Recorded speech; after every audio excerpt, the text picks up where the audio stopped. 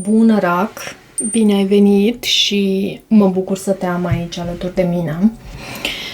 Hai să vedem pentru tine, pentru această etalare, pentru următoarea perioadă, 2-3 săptămâni vom lua în considerare și vom folosi etalarea Crucea Celtică, tipul acela de etalare din tarot. Însă, nu înainte de a extrage și un mesaj din partea oracolului Moonology Manifestation pentru a vedea pentru tine, răcușorul meu iubit, ce avem aici.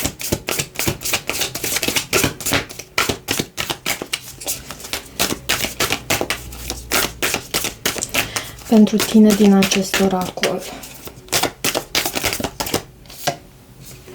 Uite, am să iau acest card și este cu acest mesaj de a te ilumina, de a te despovăra, de a te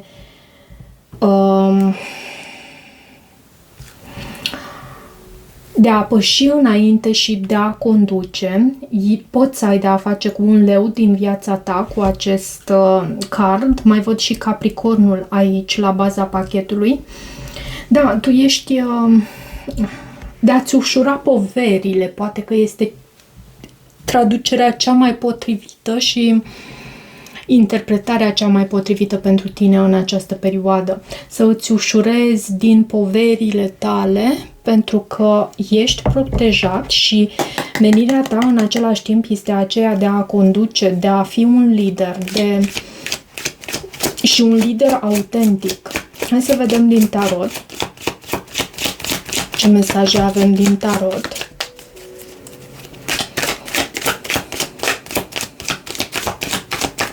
Ce mesaje avem din tarot pentru Rac.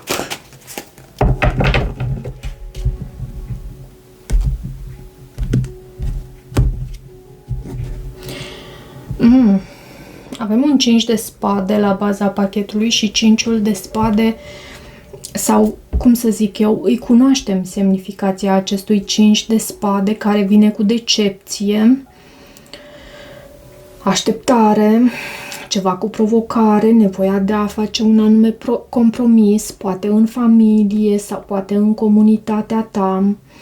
Da, în comunitatea ta, în cercul tău de prieteni, e ceva cu provocare aici, e o așteptare, o decepție. Avem acest 5 de spade. 8 de cupe este în situația de față. În provocare avem asul de spade. În subconștient avem 2-ul de spade. Se pare că cineva pleacă, iar tu nu mai ești dispus să mergi în trecut. 5 de cupe în trecutul tău. În gândurile tale avem asul de bâte. În viitorul apropiat avem puterea. Poate ai de a face cu un semn de foc sau mai exact leu chiar. Avem 6 de bâte în starea ta emoțională și în același timp să știi că eu iau în considerare această poziție ca fiind și sfatul în orice etalare în care folosesc Crucea Celtică, iau această poziție ca fiind și sfatul pentru tine, starea emoțională și în același timp sfatul. Soarele, poți să ai de a face cu un leu. Sau sezonul leului urmează să fie foarte... ceva important se întâmplă atunci. Avem leu, leu, leu. Și avem și asul de bâte care poate reprezenta tot un leu. 5 de monede în frica sau speranța ta. Marele preot este în rezultatul posibil obținut. Și să știi că oarecum îmi dădea fiore această etalare pentru că pe măsură ce am înaintat ai văzut și tu ce cărți ai primit, ce cărți au ieșit aici pe masă Și văd o dezamăgire în trecut. Văd faptul că tu nu mai ești dispusă să mergi în trecut. Văd faptul că tu cunoști adevărul. Dar mai văd și faptul că nu ai rămas în această postură a 5-ului de cupe. Tu ai speranțe, ai visuri. Și ești optimistă. Hai să vedem. Aș vrea să rămâi până la final de citire, pentru că la final de citire am să te rog să îți formulezi o anumită întrebare în legătură cu această etalare și vom verifica din acest pachet care este răspunsul îngerilor pentru tine la acea întrebare pe care tu ți-o vei formula. Eu nu am de unde să știu ce fel de întrebare formulezi tu.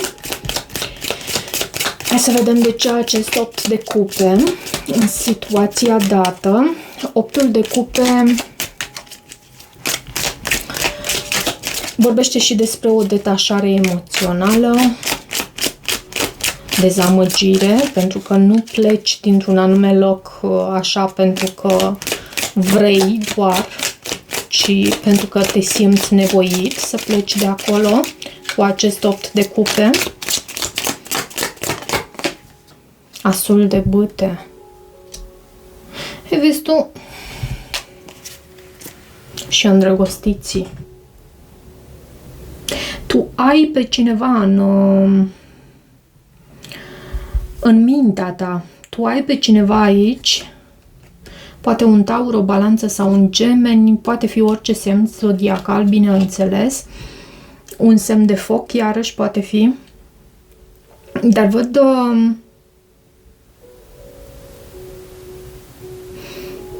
și știi ce mai văd? Într-adevăr, Asul de bâte este o carte a pasiunii, este o carte a dorinței, dar mai văd și inspirație. Cumva tu, pe ultima 100 de metri, ai fost inspirat să te îndepărtezi de ceva anume, să te detașezi de ceva anume. Și cred că este spre binele tău înalt. Asul de spade este în provocare, poate Asul de spade poate să reprezinte comunicarea. Ce este cu acest as de spade? Împăratul. Cineva cu spadă de fier.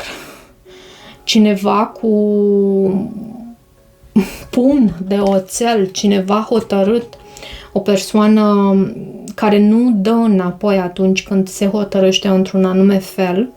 Împăratul poate reprezenta o autoritate. Controlul, iarăși.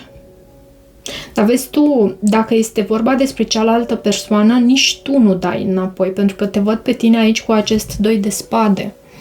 Și dacă decizia este la tine, văd că nu faci pași înapoi. Ce este cu acest 2 de spade? 5 de monede în subconștientul tău și 5 de cupe. Tu ții la distanță, ceea ce înseamnă această energie a 5-ului de cupe și a 5-ului de monede în niciun caz nu ți-o mai dorești în viața ta. Ai trăit-o, ai experimentat-o în trecutul tău, dar ești hotărâtă să o ții la distanță și să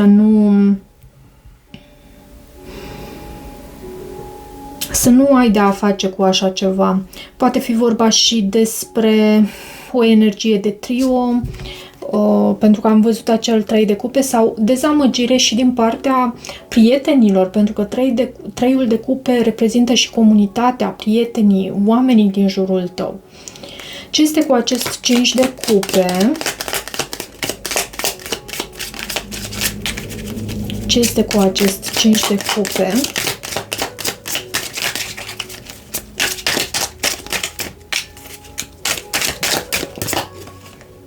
Asul de spade.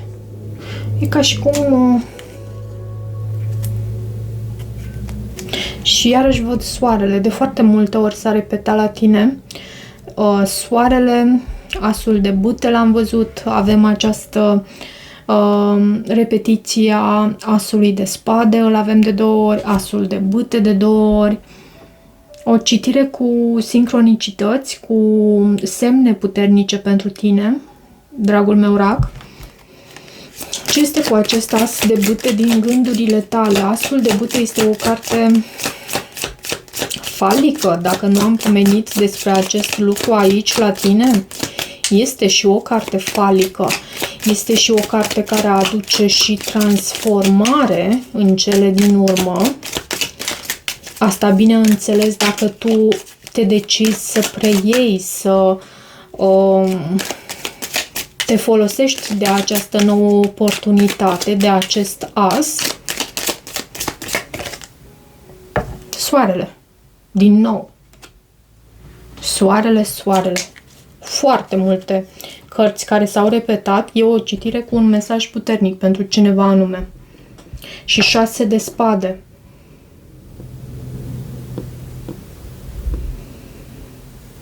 Soarele, indiferent de ce fel de energii trăiești tu sau ai în subconștient sau energii prin care ai trecut și le-ai lăsat în trecut, undeva în trecut, indiferent de ce avem aici, indiferent de dezamăgirea trăită de tine din cauza faptului că a trebuit să pleci dintr-un anume loc, că a trebuit să pleci dintr-o anumită relație, că a trebuit să pleci dintr-o anumită comunitate. Soarele îmblânzește toate aceste energii și soarele îți arată ție în această citire faptul că tu ești ghidat. Și în această călătorie tu ești ghidată. Ce este cu puterea în viitorul apropiat? Ce este cu puterea aici, cu această carte puterea? Nu vine să cred. 6 de bâte. Deci avem asul de bâte, asul de spade de 2 ori, soarele de 2 ori, 6 de bâte de 2 ori. Păi câte sincronicități mai ai nevoie pentru a recunoaște acest mesaj pentru tine? 6 de bâte este și cartea reușitei, a succesului, a faptului că ești aclamat, că ești recunoscut pentru o anumită reușită, pentru puterea ta, pentru consecvența ta. Poate ai foarte mult leu pe harta natală.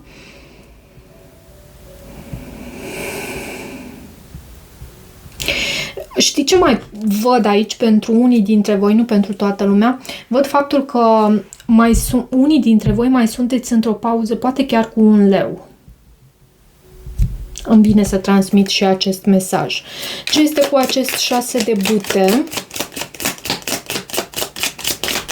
Ce este cu acest 6 de bâte din starea ta emoțională și în același timp sfatul pentru tine? 10 de spade.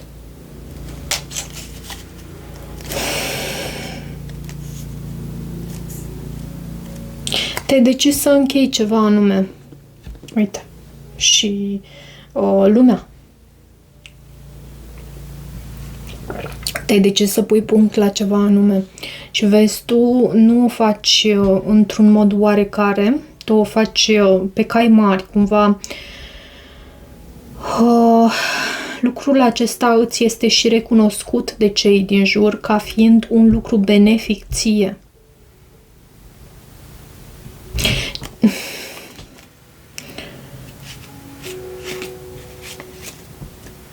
Mai vreau o carte aici. Ce ai încheiat tu? Ce ai încheiat tu? Ce este cu acest 6 de bâte, 10 de spade? Moartea nu îmi spune foarte multe, în afară de faptul că ceva s-a transformat, s-a încheiat și nu a fost ușor, nu ți-a fost ușor. Și din nou puterea. A trebuit să fii puternică. Ce este cu soarele în energia care vine din exterior? Ce este cu acest soare în energia care vine din exterior? Cineva solar, cineva vivace. Dar uite, 8 de spade. 8 de spade, regele de bâte. Poate fi un leu sau chiar berbec săgetător. Este o citire cu un mesaj general colectiv pentru tine, rac, dar optul de spade anunță faptul că cineva se simte aici închis, blocat. Nu știu dacă tu sau cealaltă persoană, tind să cred că este vorba despre cealaltă persoană. Ce este cu acest 8 de spade aici? Ce este cu acest 8 de spade aici? 8 de bâte, 8 poate fi important și faetonul. E o citire cu un mesaj important și nu știu pentru cine mai exact este, dar este cu o citire cu multe cărți care s-au repetat, așa cum ai văzut deja. Optul de bâte este și o carte a mișcării, a transformării, dar și a comunicării. Și poate să anunțe comunicarea între tine și această persoană. Aș putea să spun că pentru această persoană ești soarele, ești lumina, ești vivacitatea, ești optimismul, ești totul pentru această persoană și poate de aceea, tocmai de aceea avem acest 8 de spade care anunță faptul că se simte blocat. Nu reușește să depășească acest episod. Și avem 5 de monede. Ce este cu acest 5 de monede? Magicianul.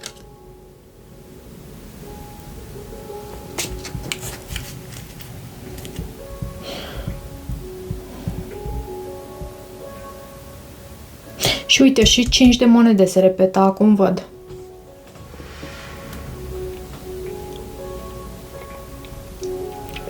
Și 2 de monede. E ceva legat de manipulare aici, de a jongla, de ideea aceasta de a jongla. Și e în frica sau speranța ta. Cred că este vorba despre frica ta. Probabil îți e teamă că această persoană va trece la represalii. Represalii e dur spus și nu cred că este termenul cel mai potrivit, însă cumva îți e teamă că va trece la acțiune și va acționa mărșav. 7 de spade. Ce este cu acest mare preot? Ce este cu acest mare preot aici? Turnul a venit lateral ușor, dar turnul anunță o despărțire. Sau anumite vești. Anumite vești poate din partea unui taur, din partea unei instituții, din partea unui profesor sau din partea unui terapeut, de ce nu? Hierofantul poate să reprezinte și așa ceva. Ce este aici cu turnul și hierofantul? 6 de... Nu, e un nou început aici, măi. Uite, și te văd pe tine aici la baza pachetului, poate ușor fără... simțindu-te așa ușor fără apărare, pentru că văd această carte luna și de data asta îmi sugerează cu regina de cupe, simțindu-te ușor așa fără apărare, dar e ca un nou început ce vine total neașteptat cu turnul acolo și e ceva cu angajament serios. Ok. Vreau acum să îți amintești întrebarea pe care ți-ai formulat-o încă de la început de citire și vreau să vedem ce mesaj avem ca răspuns din partea acestor cărți. Care este răspunsul pentru rac?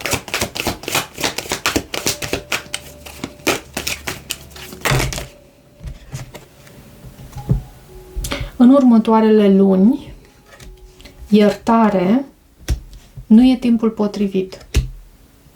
Cel mai probabil nu e timpul potrivit acum pentru romantism. Uite, văd romance. Există ceva mai bun pentru tine și poate de aceea tu te-ai hotărât să pleci. Și cred că următoarele luni reprezintă o perioadă în care tu vei practica iertarea de sine, pentru că nu e momentul potrivit pentru o nouă persoană pentru tine. Din ce văd eu aici, asta transmit. Hai să vedem și sfatul pentru tine din acest oracol. Care e sfatul pentru rac? Care e sfatul pentru rac? Sfatul, te rog.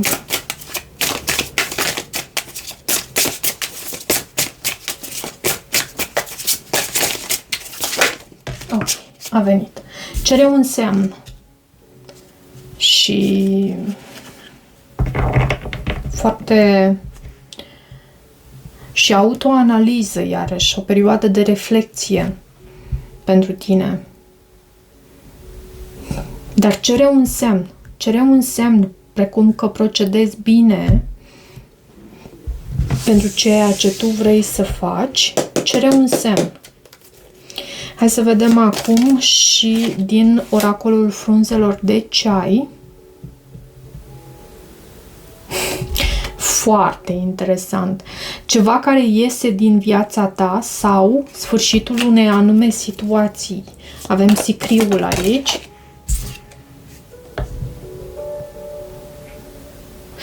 Bani sau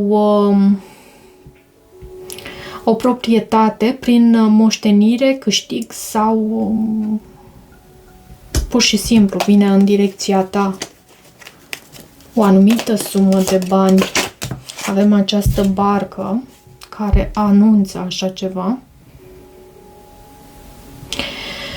Avem vulpea care anunță istețime și resurse puternice în ceea ce privește afacerile.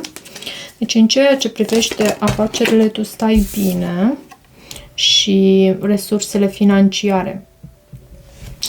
Relații sau legături cu o anumită energie feminină și mai văd aici la baza pachetului Seahorse.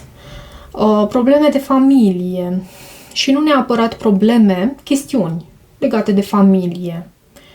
Pentru că acest card anunță astfel de chestiuni legate de familie. Cam atât pentru această citire, dragilor. Dacă rezonați cu acest mesaj, nu uitați să vă abonați canalului, să mai treceți pe aici. Există și posibilitatea de a deveni membri ai acestui canal și găsiți detalii în descrierea videoclipului. Ne revedem curând. Toate bune!